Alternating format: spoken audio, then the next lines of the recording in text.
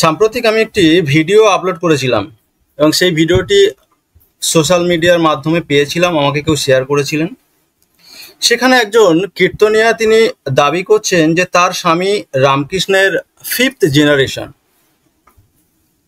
তো এই নিয়ে আমি একটা ভিডিও আপলোড করেছি, যেখানে এসে যে যেমনভাবে পেরেছে তাদের মতামত তারা শেয়ার করেছেন। তো আপনি কীর্তন তো করেন, তো আপনি কি এই কীর্তনিয়াকে চেনেন? আর যদি চিনে থাকেন তাহলে আমি আপনার থেকে কিছু জানতে চাইব এই বিষয়ের উপর। কীর্তনিয়া কোনো ভাগবত পাঠক, কোনো প্রবক্তা, কারোর সম্বন্ধে কোনো মন্তব্য করার আমাদের কোনো রকমই ইচ্ছা নেই। কিন্তু সেই জায়গায় দাঁড়িয়ে কেউ যখন আমাদের নিয়ে সমালোচনা করে, আমাদের নিয়ে কটূক্তি করে, আমরা তাদের নিয়ে কটূক্তি করি না, কারণ কটূক্তিরও যোগ্য তারা নয়।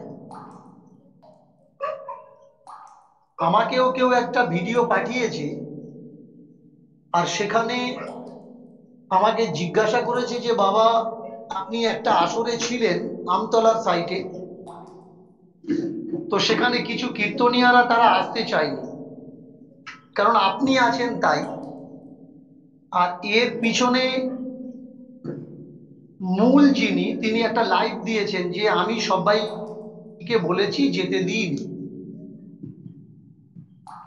তো ওই কীর্তনিয়া, উনি অনুরাধা ভট্টাচার্য। তো অনুরাধা ভট্টাচার্য তিনি বলছেন, তার উক্তি, এটা আমার উক্তি নয়, আমার নাম না নিয়ে আমাকে ইঙ্গিত করে কথাটা বলা হয়েছে যে আমি আছি তাই তার বন্ধু বান্ধব ফ্রেন্ড সার্কেলের মানা করেছে, আর তারাও সেই কথাটা শুনেছে, আসেনি। কিন্তু তোমাদেরকে জানিয়ে রাখি, আজকের তোমার এই চ্যানেলের মাধ্যমে পুরো বিশ্বকে আমি কয়েকটা বার্তা দিতে চাচ্ছি। বিগত বেশ কয়েক বছর ধরে আমি ওপেন চ্যালেঞ্জ করছি, কীর্তন জগতের যারা মাথা সেজে বসে আছে তারা আমার সঙ্গে ডিবেটে বসুক। অনেক ভক্তরা এখানে এসে কমেন্টবাজি করে যে তারা আসবে কেন, তাদের মতো মানুষ তোমার সঙ্গে বসবে কেন। তো তাদেরকে জানিয়ে রাখি, যাদেরকে তোমরা মাথা সাজিয়ে রেখেছো, মাথা বলে মনে করছো, তারা এক সময় আমার কাছে সময় কাটিয়েছে, আমি তাদেরকে সময় দিয়েছি, তাদের সঙ্গে সময় কাটিয়েছি, একসঙ্গে খাওয়া দাওয়া করেছি, একসঙ্গে চলাচল করেছি, তারা আমার বাড়িতে এসছে, আমি তাদের বাড়িতে এসছি গেছি। তেমন অনেক কীর্তনিয়ারা আছে যারা আজকের কীর্তন জগতের মাথা হয়ে দাঁড়িয়েছে, মানুষ তাদের মনে করে যে এরা কীর্তনের মাথা, কীর্তন সম্রাট। তো যাই হোক, এই অনুরাধা ভট্টাচার্যের একটা উক্তি আমার খুব খুব বুকে লাগলো। তোমরা যারা জানো না তাদেরকে আমি জানিয়ে রাখি, এই অনুরাধা ভট্টাচার্য এর ডাক নাম হচ্ছে মনু। এ একদিন আমার কোলে ঘুরেছে, এ একদিন আমার কোলে উঠে স্কুলে গেছে, একে আমি একদিন স্নান করিয়েছি, একে আমি একদিন খাইয়েছি। কীর্তন শেখার জন্য আমি চলে গেছিলাম সুমন বাবুর কাছে। আমি জানতাম না যে ওনারা কীর্তন শেখান না, তবুও আমার ইচ্ছা ছিল, যারা আজকের আমাকে বলে আপনি পদাবলী গান, আপনি পদাবলী গান, হ্যাঁ আমি পদাবলী শিখেছি, আমি তাল শিখেছি, তবে যাদের থেকে শিখতে চেয়েছিলাম তারা আমাকে শেখায়নি। এই সুমন বাবুর মেজ দাদা অনিল ভট্টাচার্য যথেষ্ট গুণী মানুষ, যথেষ্ট গুণী মানুষ। তার কিবোর্ড ফিঙ্গারিং কথা বলে। আমার সৌভাগ্য হয়েছিল তার বাড়িতে থাকা। তিনি একটা আশ্রম বানিয়েছিলেন, আর ছাড়া বহু বছর আগে জনাই রোড স্টেশনের কাছে, একেবারে মাঠের মাঝখানে। তো সেই আশ্রমে আমি গেছিলাম গান শেখার সুবাদে। হয়তো আমার দুর্ভাগ্য, আমি বলবো না বা গান শেখাতে চায় না, ছলনা করে মানুষকে বাড়িতে রেখে দেয়, আমি সব কথা বলবো না। আমার দুর্ভাগ্য যে তাদের থেকে আমি গান বাজনা শিখতে পারিনি। এমন একটা সময় তখন এসছিল,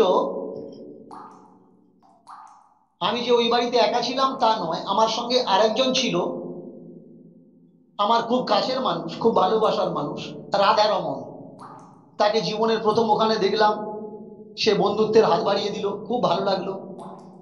এখনো পর্যন্ত তাকে আমি মনে করি, তার কথা মনে করি। আমি খুব চেষ্টা করেছিলাম ওখান থেকে বের করে তাকে আমি কীর্তন শেখাবো, কীর্তন নামাবো। আর তার খুব গুণী মানুষ, যথেষ্ট গুণী মানুষ। রাধারমণের বাবা তিনি একজন মুহুরী ছিলেন, খুব গুণী মানুষ। তার স্বপ্নও ছিল, তিনি আমার কাছে অনেক অনুরোধ করেছিলেন যে বাবা ছেলেটাকে শেখাও। আমি খুব পরিশ্রম করেছিলাম রাধারমণের পিছনে, যে ওখান থেকে বেরিয়ে এসো, ওখানে থেকো না, ওখানে থাকলে তুমি কীর্তন শিখতে পারবে না, যতটুকু আমি দেখেছি। কারণ যারা তোমাকে সময় দিতে পারে না শেখাবে কি করে? আর সময় না দিতে পারার কারণ হলো তারা সারা বছর গান বাজনায় থাকে, বাড়িতে আসতে পারে না।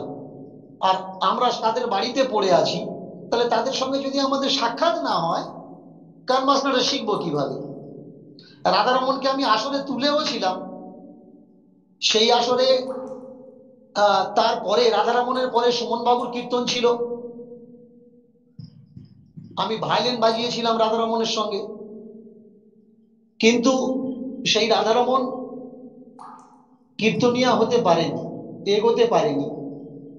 জানি না কি কারণে এগোতে পারেনি, তবে আমি চেয়েছিলাম তাকে করতে, কীর্তন সমাজে টেনে আনতে। যাই হোক, সে স্টাফ থেকেই গেল। তো যখন আমি তাদের বাড়িতে সময় কাটাচ্ছিলাম, ঠিক সেই সময় জনাই রোডে বান আসে। যে সাইডটা পূর্ববঙ্গের মানুষরা বাস করছে, বসবাস করছে, ভেসে যায়। অনিল বাবু তখন গানের জন্য বাইরে ছিলেন, আশ্রমে ছিল অনিল বাবুর স্ত্রী, অনিল বাবুর মেয়ে, আর আমি একা। রাধারমণ তখন বাড়িতে চলে আসে। আমার জায়গায় অন্য কেউ থাকলে হয়তো তাদেরকে ফেলে রেখে চলে আসতো, যে পরের পরিবার আমি দেখবো কেন। কিন্তু সেই জায়গায় দাঁড়িয়ে মা মেয়েকে, পঞ্চু দাদু নামে একজন ব্যক্তি আছে, তাদেরকে আমরা দাদু বলে ডাকতাম, খুব ভালো মানুষ, খুব যথেষ্ট ভদ্র মানুষ, ডাক্তারদা ছিলেন, তাদের কথা আজও আমি মনে করি। সেই পঞ্চু বাবুর বাড়িতে অনিল বাবুর স্ত্রী, অনিল বাবুর মেয়েকে আমি তুলে দিই।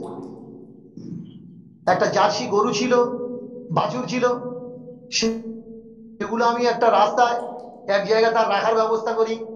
আর একবার আশ্রমে, আর একবার গরুর কাছে, এভাবে আমি দেখাশোনা করি। ডাকি এই কারণে যে পুরো জগতের মানুষ কেউ জানে না, কিন্তু এরা আমাকে জানে, আর আমি এদের হাড়ে হাড়ে চিনি যে এরা কি, এরা আমাকে কতটুকু উপকার করেছে আর আমি এদের কতটুকু উপকার করেছি। ওই ভিডিওটা দেখতে দেখতে একটা প্রবাদ খুব মনে পড়ে গেল। কোনো একটা গল্পে বিদ্যাসাগর মহাশয় বলেছেন, তাকে কেউ বলছে যে বিদ্যাসাগর মহাশয়, মাস্টার মশাই, ওই লোকটা আপনার ক্ষতি করবে। তো মাস্টার মশাই বলেছিলেন, ও আমার ক্ষতি করবে না, করতে পারে না, করবেও না। তো ব্যক্তি বললেন, কেন, আপনি কিভাবে জানলেন ও আপনার ক্ষতি করবে না? তো মাস্টার মশাই বলে উঠলেন যে আমি জীবনে কোনোদিন ওর উপকার করিনি। তোমার জীবনে ক্ষতি সেই করতে পারবে যে, যাকে তুমি উপকার করেছো।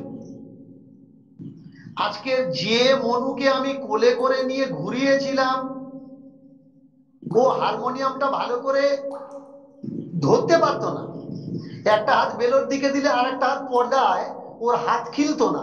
এত ছোটবেলা থেকেও গান বাজনা করছে। ওর পাশে আমি ছিলাম। যদি আমার মুখটা না মনে থাকে, কখনো ওর বাবা মাকে লাইভে আসতে বলো। আর ও যদি বলে যে আমাকে চেনে না, কখনো লাইভে এসে বলতে বলতে বলো যে ও আমাকে চেনে না। তাহলে সেই জায়গায় আমি তুলে ধরবো যে এরা কারা, এরা কি, এরা সমাজকে কি দিচ্ছে। এদেরকে নিন্দা বা অপমানজনক কথা বলার কোনো অধিকার আমার নেই, আমি বলতেও চাই না। কিন্তু আমি এদেরকে মনে করিয়ে দিতে চাই, হয়তো অনুরাধা অনেক ছোট, তাই আমার কথা তার মনে নেই, কিন্তু তার বাবা চুপ করে আছে কি করে, তার মা চুপ করে আছে কি করে? তার মেয়ে যখন পিছন থেকে এত বড় গেম খেলছে, দীনকৃষ্ণ ঠাকুর থাকলে এরা যাবে না, আমি যাব না, আর কীর্তনিয়াদের পাঠাবো না। সেই জায়গায় দাঁড়িয়ে আমি মনে করি যে আমার দেওয়া উপকার, আমার দেওয়া ঋণ তাদের মনে রাখার দরকার। আর মেয়েটাকে অন্তত বাধা দেওয়ার দরকার ছিল যে ও তোর দাদা হয়, এরকম কথা বলিস না। আমাদের বিপদে একদিন ও তোর পাশে ছিল, আমাদের পাশে ছিল। ও যদি না থাকতো, পরিবারটা কোন জায়গায় গিয়ে দাঁড়াতো? আজও পর্যন্ত সেই দিনের, সেই রাতের কথা শুনলে আমার বুকটা কেঁপে ওঠে। ওখান থেকে দক্ষিণেশ্বর বেশি দূরের রাস্তা নয়। সেই দক্ষিণেশ্বর থেকে পা তুলে আসেনি, দক্ষিণেশ্বরের আলমবাজার থেকে কেউ পা তুলে আসেনি ওই পরিবারকে দেখার জন্যে। বানে ভেসে যাচ্ছিল। সেদিন কে পাশে ছিল? সেদিন আমিই পাশে ছিলাম।